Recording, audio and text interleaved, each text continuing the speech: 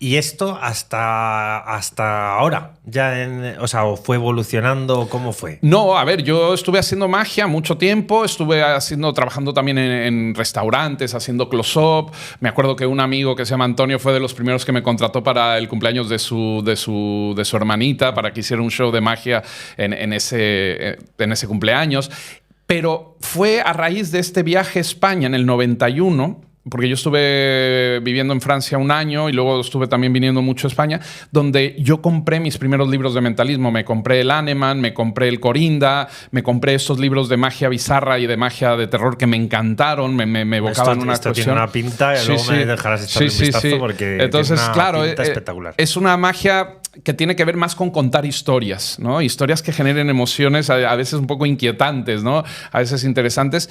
Y claro, yo me acuerdo que de repente yo trabajaba en un centro cultural que se llama La Moira, o bueno, se llama La Moira porque creo que ya no está, donde hacíamos experiencias y shows y cosas, y yo hice por primera vez un show de mentalismo ahí, me preparé con todos los libros que tenía, un pequeño show, hice mi show de mentalismo, y se los hice a mis amigos que me conocían perfectamente como mago, ¿no? ¿Y qué pasa? Que cuando yo hacía un juego de magia, todo el mundo se sorprendía, pero todo el mundo me decía, a ver, hazlo otra vez, ¿no? El típico. Porque claro, al final saben que hay un truco y te quieren pillar, ¿me entiendes? Entonces te buscan esa parte de, si lo haces otra vez, yo te voy a pillar, ¿me entiendes? Y por eso no solemos hacer los trucos 2 o 3 veces. Es la primera regla de la primera regla de la magia, efectivamente. No repetirlo, al menos de que esté hecho de tal manera de que sorprenda cada vez más, ¿no? Pero la cuestión es que en ese momento, cuando hice mi primer show de mentalismo... No es que repetirlo, ¿verdad? Forme parte del truco, ¿no? Efectivamente, forme parte del truco y ayude a sorprender.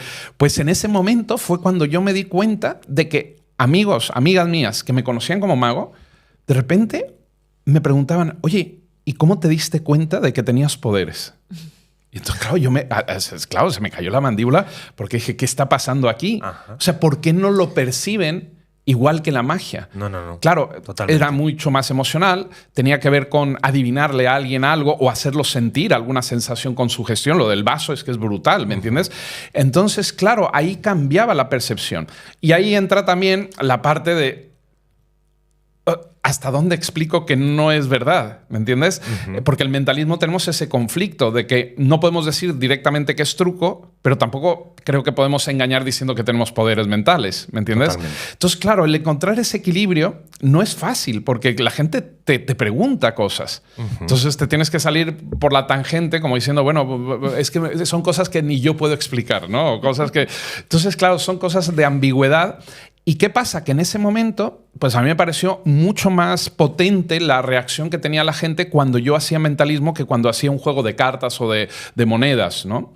Entonces ahí yo empecé a centrarme mucho en investigar las técnicas de mentalismo, empezar a practicarlas, empezar a montar un espectáculo y hacer este tipo de efectos también muy narrativos, ¿no? De contar historias. Me gusta mucho coleccionar objetos raros, objetos antiguos y meterlos dentro del show. Cajas, me encantan las cajas, ¿no? Porque tienen ese aura de hay algo misterioso dentro, ¿no? Sí, totalmente. Y entonces, claro, lo que te comentaba, cuando empecé a practicar esos efectos de mentalismo que tenían mucho que ver con la sugestión, claro, aquí es donde me empezó a volar la cabeza porque de alguna manera no había un truco, digamos, secreto como tal, sino que era la misma imaginación, la misma sugestión de la persona la que hacía posible ese efecto mágico.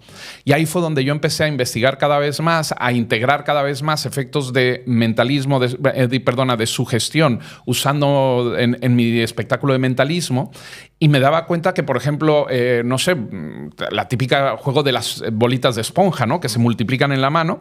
Pues yo hacía eso, pero le daba sugestión a la persona de que no iba a poder abrir la mano. Olé.